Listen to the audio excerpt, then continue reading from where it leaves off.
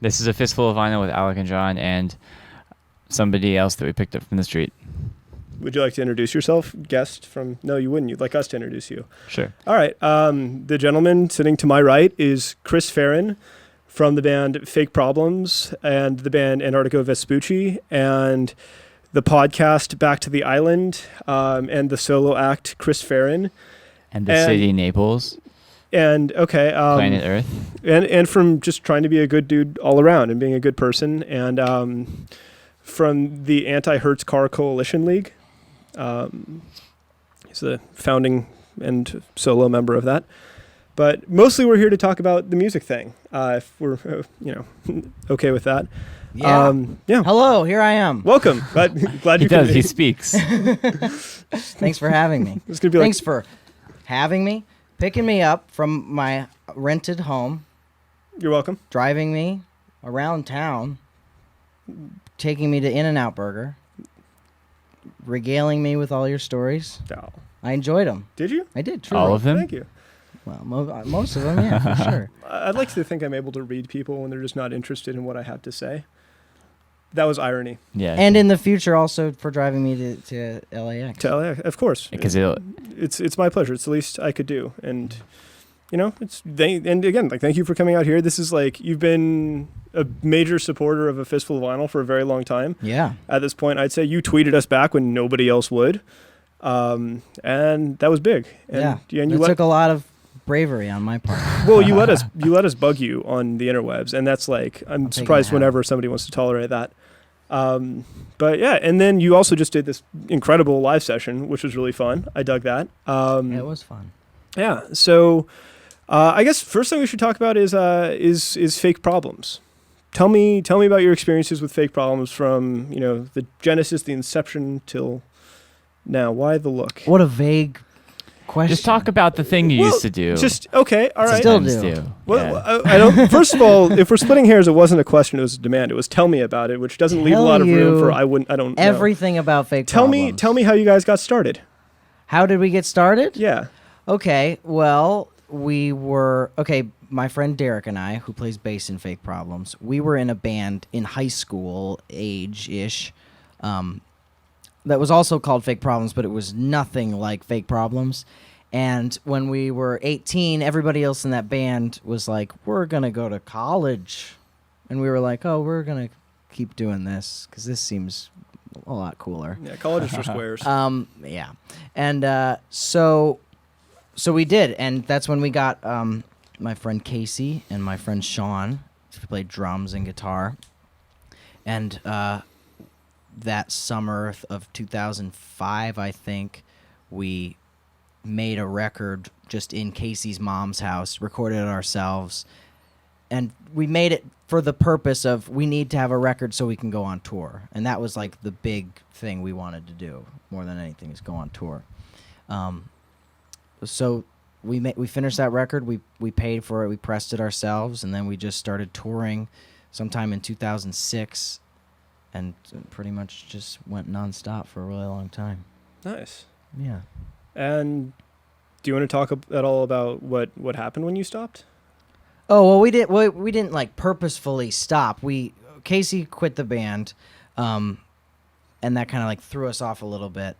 So we're like, okay, let's get to writing another record, and we just kind of were writing a record for a really long time, and now we're wrapping it up. It's almost done, and we're talking to some people about putting it out, and hopefully it'll be out soon. Cool. Asterisk. Yeah. But in the meantime, I've been trying to just stay as busy as possible. Talk to me about that. I made a record with my friend Jeff Rosenstock, Hey. who was in a band called Bomb the Music Industry and has a solo career. I went up to New York earlier this year and just stayed at his apartment for a week, and we just made a record together in his closet, basically. And then we got Benny from the Gaslight Anthem to play on it, and Laura Stevenson sang on some song, and Mike Campbell, also from Laura Stevenson's band, and Latterman played bass on one of the songs. Yeah. Oh, and Casey Lee, my friend, played guitar on one of the songs as well. Nice. So yeah, it was like a super fun thing to do. It was one of the most fun times I've ever had recording something. So it kind of energized me up a little bit after being kind of beaten down by a couple things in my life. But yeah, so and that's been going really. The Antarctica stuff has been going really well, and we're talking about making another one and maybe doing some shows and stuff. Yeah. Oh, cool. 'Cause have you guys only done one show? We played one single show, Man, and it was awesome. I was scared there was only going to be one. I was like, well, we're playing the festival, the fest. that fest, Gainesville Okay, Fest.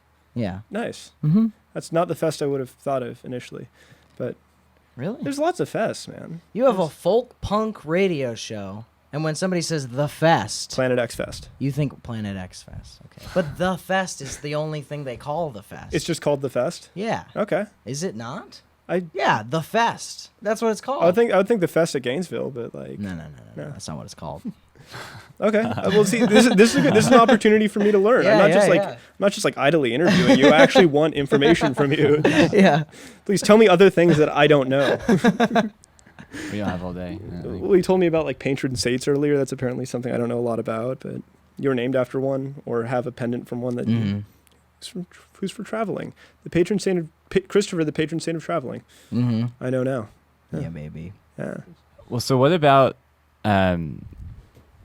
touring? Was it originally that like guided you, or like what about the touring lifestyle made you want to pursue that? As a, like a I don't young know. I didn't kid? really know anything about it when we started. I just knew that where we were from in Naples, there was nowhere to play. Yeah. Or nowhere to go, really. There Yeah. was like it just seemed like if you wanted to have any sort of life in music, you had to go Be somewhere else. somewhere else. Yeah. And that's kind of put an emphasis on that for us to just kind of go for it and just leave and take our music to as many places as we could. Yeah. Yeah.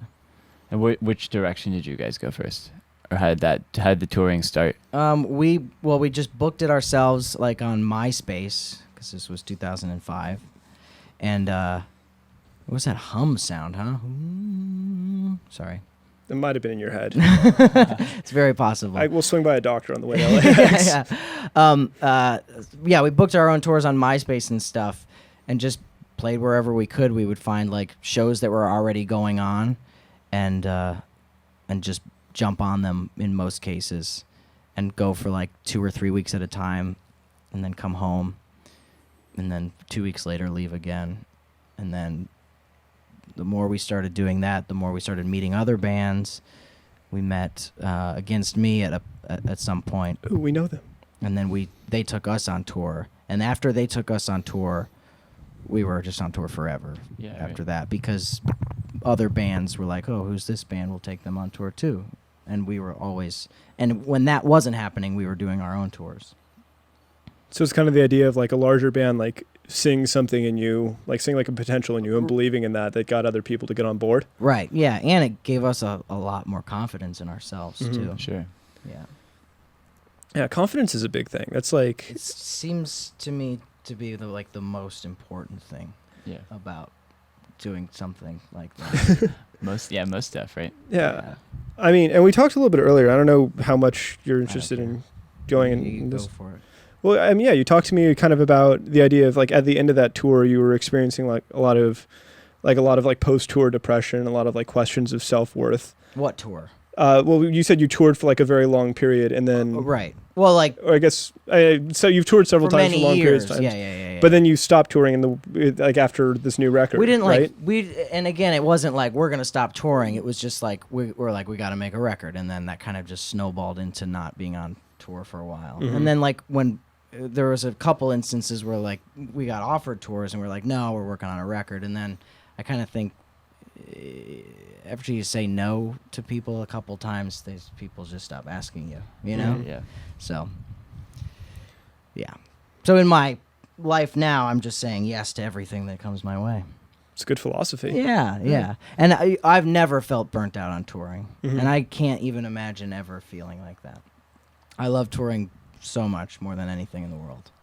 Well, and I feel like, this is another thing we kind of talked about, is you have this energy about you that's very much like of like a forward perspective. Like it doesn't seem like there's very much like inertia to keep you in place. I don't know if restless is the right word, but if you're not doing something, you're constantly looking for the next thing to do. Yeah. Talk to me about that and some of the, like, I guess kind of some of the projects that it's led you to, like Antarctica Vespucci. Yeah, well, I mean, even right now, my girlfriend and I and my friend Sean, who's also in Fake Problems, and his wife, and my friend Casey, who was in Fake Problems, and his wife, we came to LA for a vacation, and then I was like, oh, I'm going to be in LA for a week. I should probably, like, do some stuff, like, for my music whole career. I hate saying that. That sounds weird.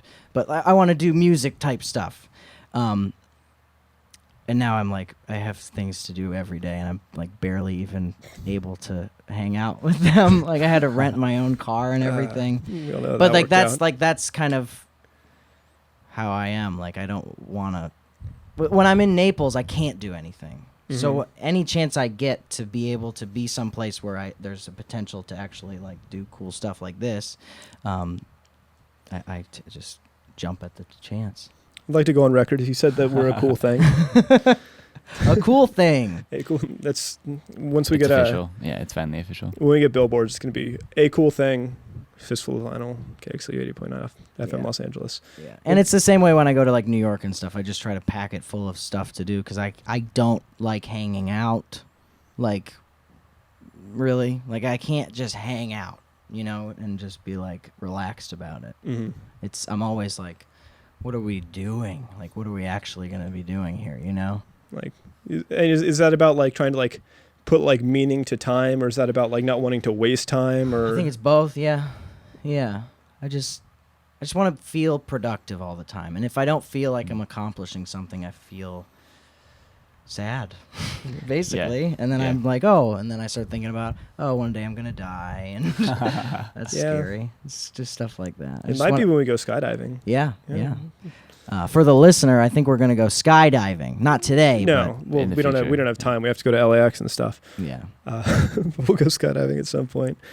I wanted to talk to you. Okay, so you're very widely identified at this point as a punk rock celebrity. Punk celebrity.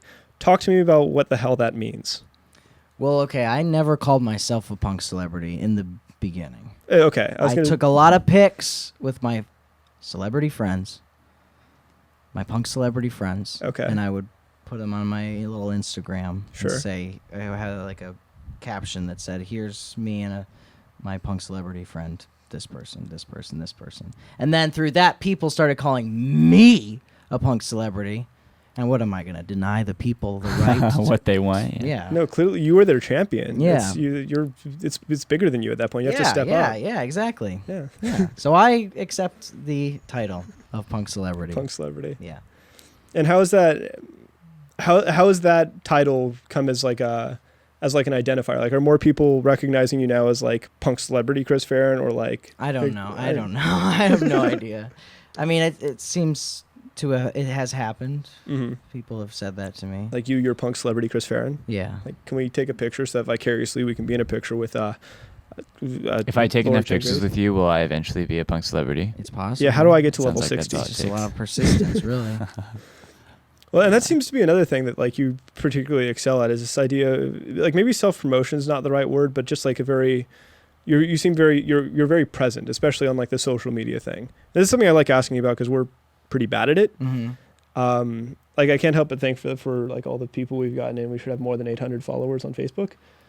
But that's just me feeling crappy about myself. I only have 600 followers on my Facebook. Oh. Did it? Oh man. Well, would you like some of ours? You should pump me up on your Facebook, dude. Yeah, we have. I'm new to Facebook. We will. Okay. Cool. All right. Get us verified on Twitter. Mm-mm. No deal. No. Never mind. Let's move on fast. Okay. So talk to me about like that element of like self promotion and that element of like presence. And it seems like as many different. I know this is like kind of like an Alec thing, but you're present in a lot of the things that I'm interested in. And and I didn't become interested in those things because you were present. You just like were there, and then that was kind of a common element between them. Yeah, well, I mean, I just am trying to do things that I am interested in, and like all the stuff. I'm trying to think of what I want to say. I generally hate myself. Like I truly like hate myself. Like I like lay in bed and I think about all the reasons I hate myself. And I think it is so funny to go on Twitter and act like I like myself. I think it's like the funniest thing in the world to me, because it's like it's an inside joke with myself, really. Those are the best kinds. So that's kind of where that kind of persona comes from on Twitter. I hope I'm not revealing too much. No, I'm so that's kind of where that comes from. And then like I don't know. What do you mean, like things that you're interested in? Well, I Like, mean, what? okay, so it's the kind of thing like I found out about Laura Stevenson, and then like found out that you were involved with like you guys had worked together. We toured together, yeah. You toured together, yeah. And we're very good friends. Her and I and all of her band and all of them. Okay, I might ask you for a favor in the future. Bomb the Music Industry was one of my favorite bands, and then like you're in Buddy Buddy with Jeff Rosenstock. Toured with him. Touring with him, doing Antarctica Vespucci, doing Back to the Island, which, despite not having watched Lost, is my favorite podcast to listen great. to. That's what I'm looking for. Well, it's barely. You guys don't even seem to like Lost that much, which is probably the best part. At this point, forcing ourselves to do a podcast about it every week. I mean, we love doing the podcast, but the worst part of the podcast is having to watch Lost, for sure. Yeah, no, but so that's what I'm saying. It's just you keep appearing in different areas of the type of musical culture that particularly Fistful of Vinyl and myself are involved in. Yeah. So I don't know if I have like a warped perception of like how everywhere you are, because if I'm looking at three things and you're in all three of them, yeah, you could just be in three things. But. Yeah. Well, I just want to, like I said, I want to stay busy all the time, and I want to do things I like. I see somebody do something, and I was like, that seems fun to do. It sort of recently, I started thinking about it in a way like, oh, I want to do this, and then traditionally I would kind of beat myself down and be like, no, nobody would like that or whatever. And then I start thinking about, what if you saw somebody else do that?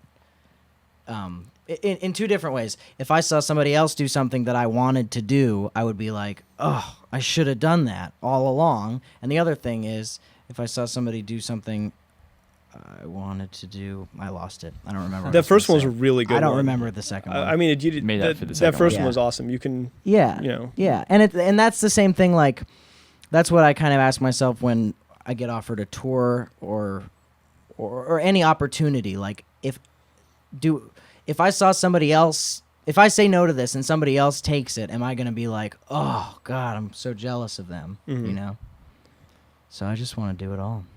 Say yes to everything. Yeah. I mean, that's actually resonating a lot with me personally, as far as, I mean, the ideas of like kind of like warped Warped Tour, yeah. Actually, I fractured a rib at Warped Tour one time. That wasn't pleasant. But everything else about it was great. I don't know why I said that. No, I was talking about the idea, going to try to talk about the ideas of like self-worth or like self-image, and like, I mean, personally, and now I don't know if I'm saying too much, but that's something that's like affected me a ton in the past. And like, it's, personally speaking, it's really hard to like figure out ways out of, that sort of thought cycle where it's just like, I'm worthless, so I don't do anything, and I'm not doing anything because I'm worthless. And yeah, kind it's of a cycle. Yeah. And I don't know, it's really inspiring that you've kind of found, you found like your solution. You found like if not a cure, then at least like a sort of, way to treat that. And that just like stay busy, stay passionate. Yeah, and then when you start doing things and accomplishing things, even if they're just these little things, you feel good. Like you feel like you've accomplished something, because you have, no matter how big or small it is. Mm-hmm. And that feeds you, and that's how you kind of gain personal momentum, and confidence. Confidence. It's a big one. That's, Yeah, I mean, that's, I think, something that most creative people suffer, which has kind of always confused me. but it's something I empathize with, in that there are so many people who suffer from this like really severe sense of self-worth or like lack of self-worth. Yeah. And there's something about the creative process, I think, that gives people, I don't know if an escape from that is the right word, but like a reason to not feel that way or something. Yeah. You know? Yeah. Absolutely. But like Alex said, it's such a hard cycle to get out of. And sometimes I catch myself like getting stuck in stuff, right? And even if you go to create, like try to get out of it, your initial impression can often be like, oh man, this is no good. Mm-hmm. And then it cuts short. That's the worst. Yeah. And that happens often. Every time I try to write a song, almost every time, like I'll like go and then I'll, an hour will go by and I'm like, I got nothing. And then I'm just miserable for the rest of the day because I feel like I can't do the thing that I've like put so much work into, And then we were talking about it earlier, right. like when it happens, it just feels like an accident. It's like comes out of nowhere. Yeah. It's like something you can't really predict at all. Yeah, and I think sometimes you work too hard at it, it stops being any fun. Oh, Right. absolutely. And I think there's that great line, the Alison Weiss song, her new one. She says, I think it's something like, sometimes I got to write these things to remind myself why I started this whole thing, or whatever it is that she says, right? Yeah, yeah. And I think sometimes that has to happen. It's so easy, like I was saying before, as a writer or whatever. I started writing because I liked it, and I've stopped writing because it scares me. Yeah. Right. And I think that happens to a lot of people when they make music for a long time. It's because they enjoy it, and they start to get popular, or they start to get good, or whatever. Yeah. And then they stop doing it because they think they can't, or whatever. Yeah. Yeah. I mean, it seems like almost it becomes a thing of comfort zones, perhaps. Yeah. Like you have to break through them, and then the comfort zone shifts up, and you have to break through it again. Right, but it's like tiered. It's not like, oh, I'm not writing because I'm scared to, and now that I've started writing, I'm no longer scared to. It's like there's always going to be, it feels like maybe ceilings to like burst through, and there's constantly going to be these challenges of like, just because I made it through the last one doesn't mean that I can get through this one effortlessly. It still takes like, energy and introspection to try to push myself through that. Yeah, yeah. Do you think that you'll ever, being somebody who's always trying to create, like somebody who's always sort of unsatisfied, do you think that you'll ever get to a point where you're like, all right, I made all the stuff I wanted to make? No. Yeah. No, absolutely not. I can't imagine that. I can imagine being happier in my life, I hope. But other than that, I think I'm always going to want to be thinking of the next thing before the thing I'm doing is over, Just kind of, it's a strange feeling when you finish something and you feel accomplished, but you're also like, whoa, that's it. What do I do next? Right. Like, you just have to always be kind of thinking like that. Mm-hmm. Or I do, or I go kind of crazy. Yeah, I mean, for fear of like losing that momentum, Yeah. And you don't want to be bored, Yeah, and I think you touched on it well when you said like when you're creating, like you have to start by like creating something. You have to start by like loving the idea of creating. If not by like loving the thing you're creating, loving the idea of making something good. Yeah.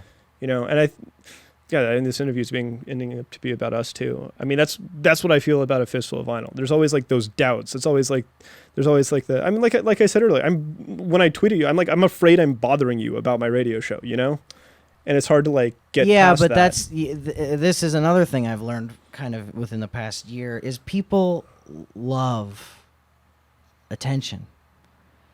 When you come to me and say, hey, do you want to do this thing? I'm like, hey, somebody likes me. Somebody's paying attention to me. Like, I don't think that, I mean, I'm not very famous or anything, but I don't think that really changes from tier to tier. Yeah, unless you're like a mediocre person to begin with. Yeah. Right, exactly. Unless you're a douche. Why would this person want to douche on their radio show? Yeah, yeah. And like, I've had some really, really cool things recently that I asked somebody if they would want to do something with me, and somebody that I thought was like too big and cool, and I emailed them and they were like, let's definitely do that. And it's just like awesome. Yeah. Yeah. I look forward to finding out what those pronouns are. Yeah. At some point.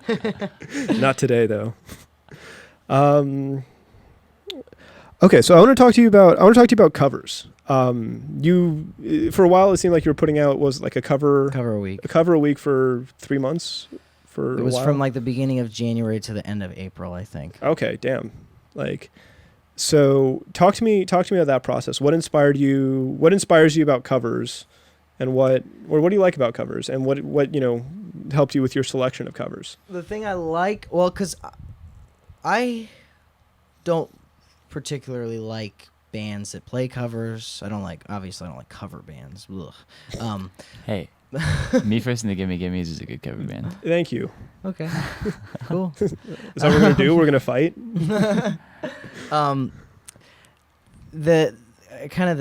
The genesis of that idea was that I just wanted to be doing something, and I knew I would be able to do that because I can record at home very easily. Mm-hmm.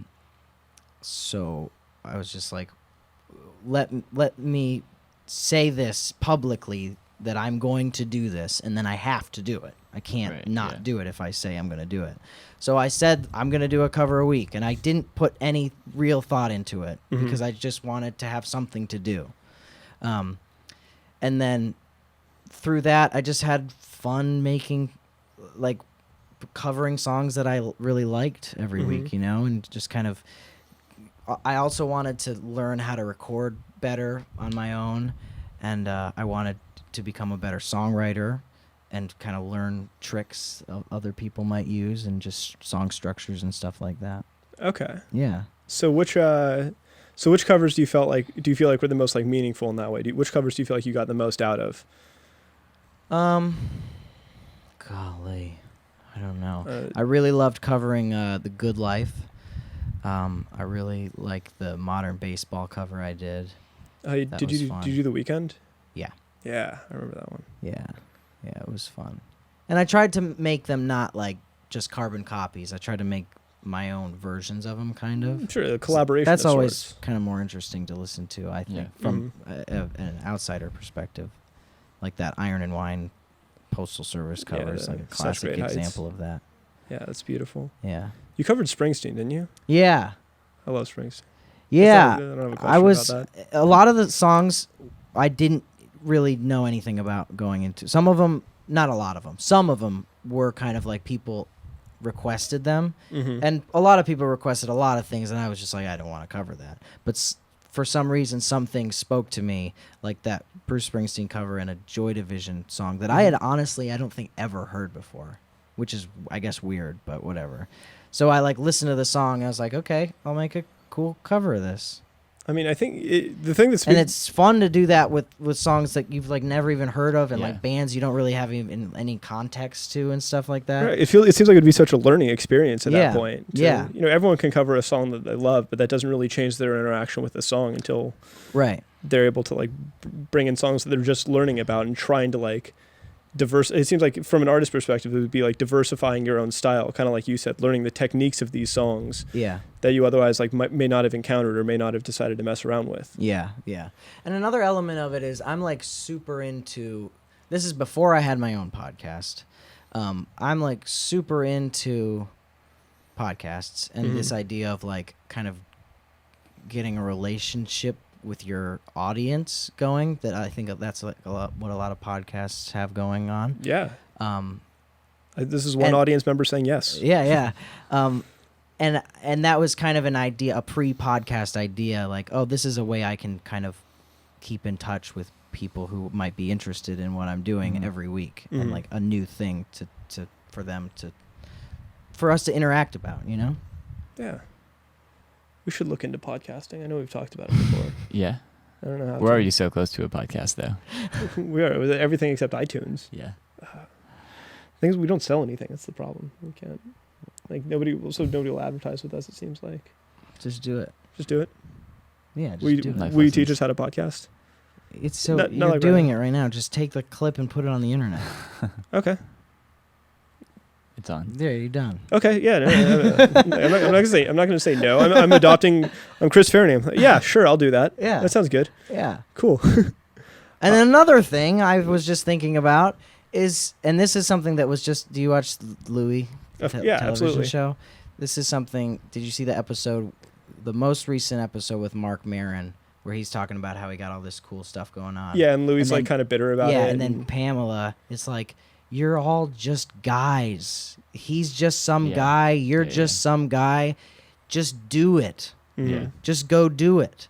That's everybody in the world. It's Super just true. some guy or some girl Yeah. that has to go, oh, I want to do this, and I have to figure it out.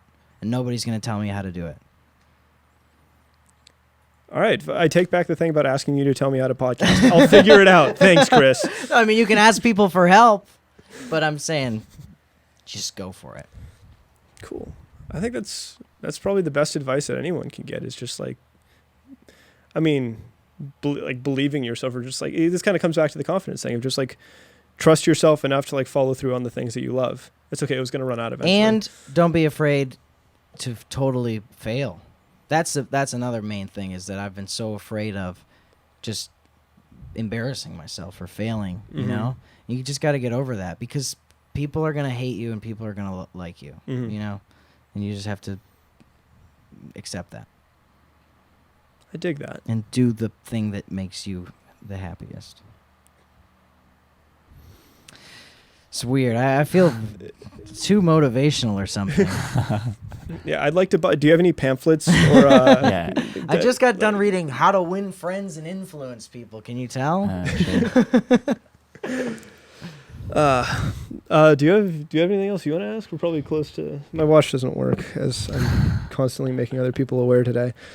Do you My have watch anything- works. How's Do you that? want me to tell you what time it is? Do you know how long? Do you know when we started? Nope. Okay. Well, you're useless. It's 3:07. 3 10. means 3-ish. It's 15. 7:35. 3:35. 3:35.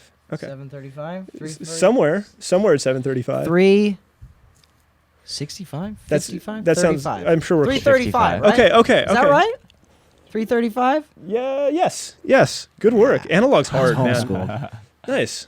Oh, that was one thing I want to ask about. Tell me about homeschooled. My little sister's homeschooled. Oh yeah. Yeah. Maybe I know her. Do you guys go to the same school?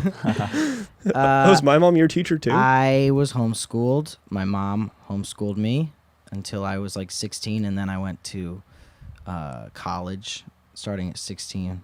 Oh. I got my associate's degree when I was 19. Okay. And that's pretty much my education. Well, talk to me about like sort of like the influence maybe on your personality or on how you like interact with other people and like a social structure. Yeah, I don't know, because that's kind of like the thing that a lot of people say about homeschoolers, is that they don't get the social aspect of it. Mm-hmm. And I think that just depends on your situation and how your parents kind of, you know, I guess socialize you. That doesn't sound right. Mm-hmm. Like I had stuff to do all the time. I was always like in like acting classes, and I did a lot of like theater stuff, and so I was always around kids, and I always had friends. So it never seemed like I wasn't around them all day every day, but I was around them, you know, 3 times a week. Yeah. So it's like, I don't know. Cool. I mean, I would rather learn how to socialize from an adult who already knows how to socialize than some kid who's just figuring it out at the same freaking time as I am. yeah, who still like eats sand. Yeah, what a loser. Yeah. Glue doesn't even taste good. Billy. Some Classic kid named Billy. Billy. You little That piece fool. of crap. Yeah. Whatever. I knew a Sandy Billy. brain. But he was really The nice. Billy in my school smelled really bad. Ugh. The Billy in my he was like the monkey. He was the kid who like owned the monkey bars. You know? That's pretty cool. Yeah. Possessive. It wasn't like I'm not saying like he owned like you can't go on the monkey bars. He was just the dude who was like objectively good at it. yeah.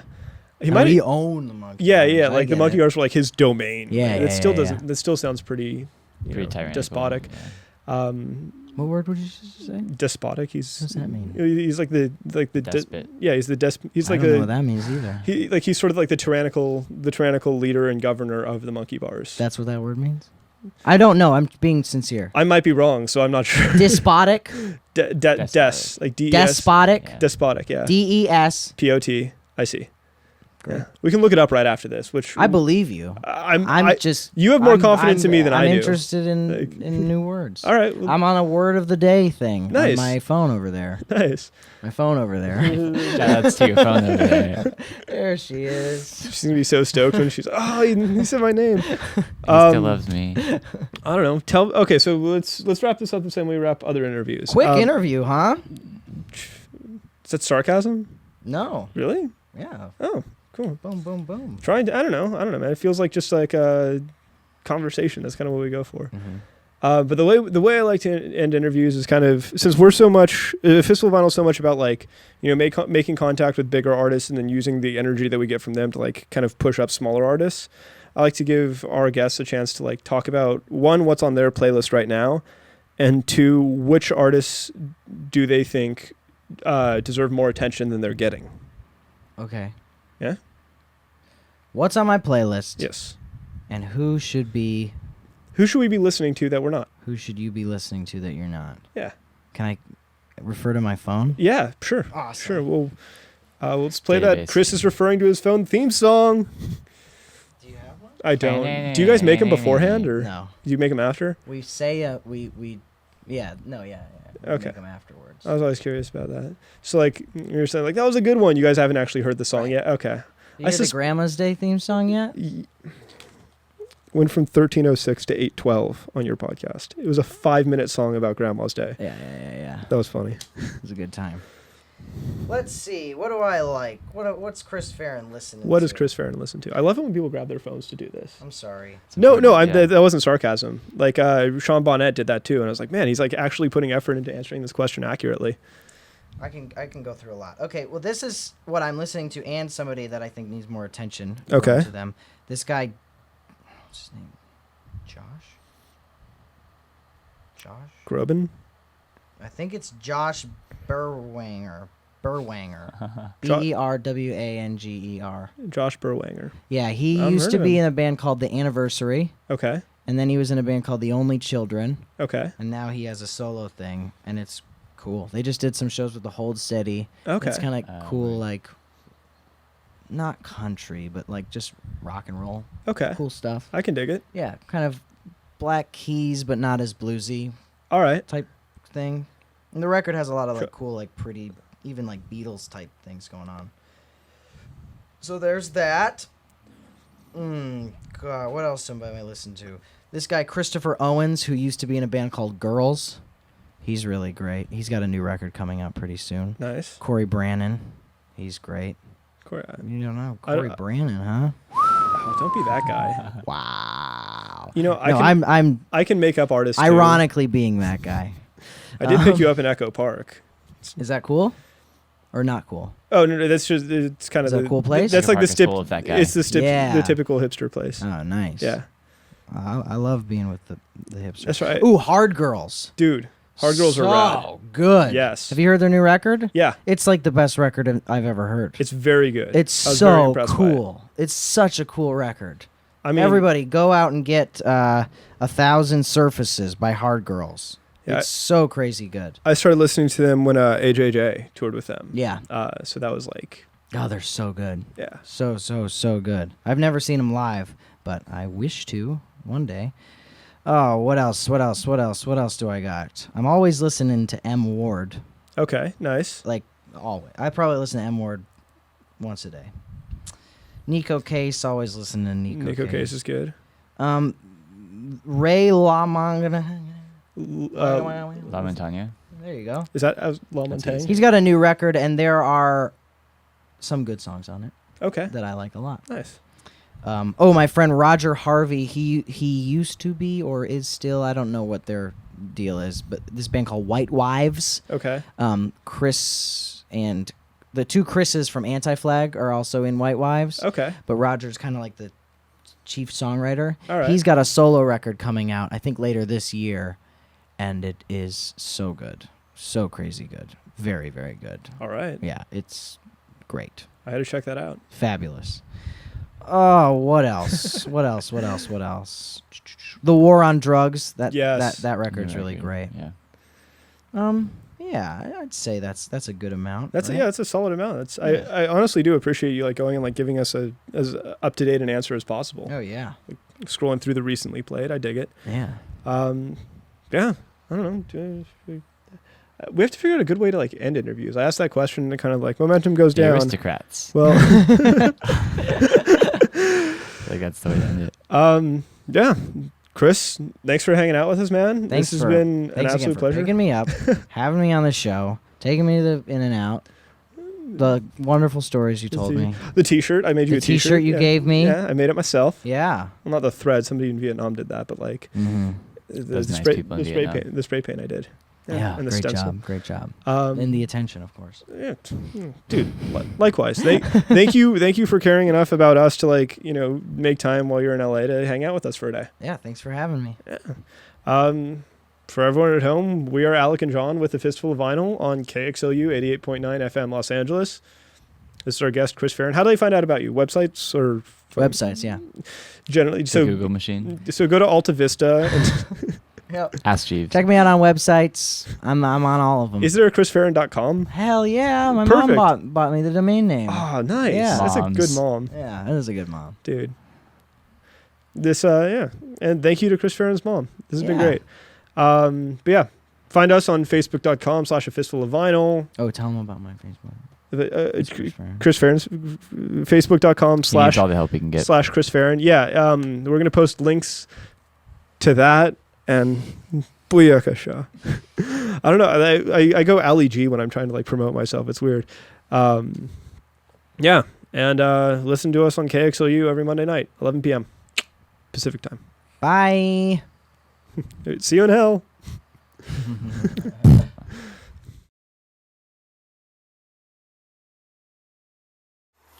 Cool. Yeah, man. Thank you.